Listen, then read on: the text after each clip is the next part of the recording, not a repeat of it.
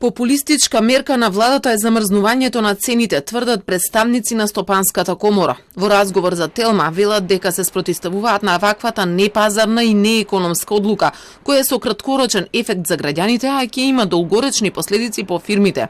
Велат дека околу ова потрае половина година, цената на потрошената струја за производство ќе ја надмине целокупната добивка на компаниите.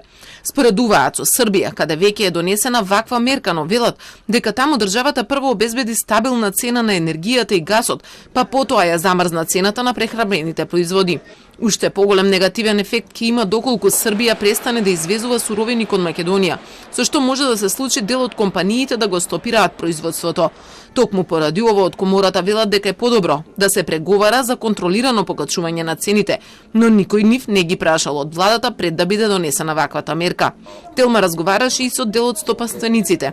Од фабриката Брилијант велат дека имаат залихи за 2 месеци, па можат да издржат бидејќи во тој период ќе важи и мерката. Маслото спаѓа во берзански производи и цената зависи од самата берза. Ние мора да ја почитуваме одлуката на владата и среќа што имаме обезбедено залиха за 2 месеци, па за овој период ќе издржиме. Ако цените за сировото масло се повисоки и потоа ќе биде проблем за набавка на нови количини, односно ќе се прават големи загуби.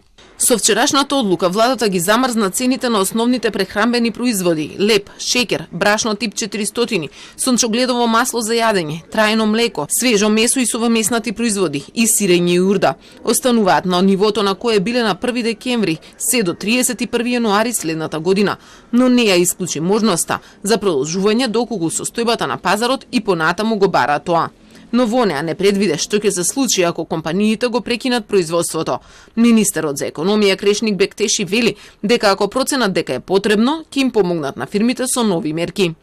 Ние можеме да влијаеме во делот на мажата што ја утврдува домашната компанија во формирање на конечната цена.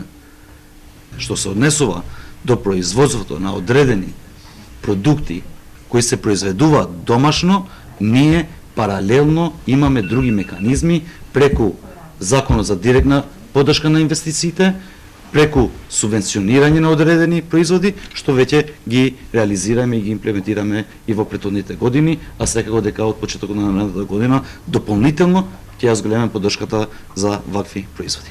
Од ВМРО ДПМН денеска реагираат дека ваквата мерка е задоцнета. Одлуката за смрзнување на цените за ВМРО ДПМН е задоцнета. Владата ги замрзна цените откако се поскапи. Инфлацијата го јаде стандардот. Замрзнувањето на цените требаше да се случи пред да поскапат производите во малопродажба.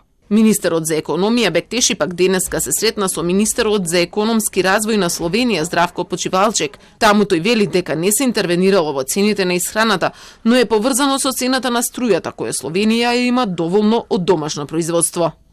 Друг проблем е храната и засега под контрола се цените на месото, млекото и растителното масло. На тој план не сме интервенирале, но ќе размислиме ако тоа е потребно.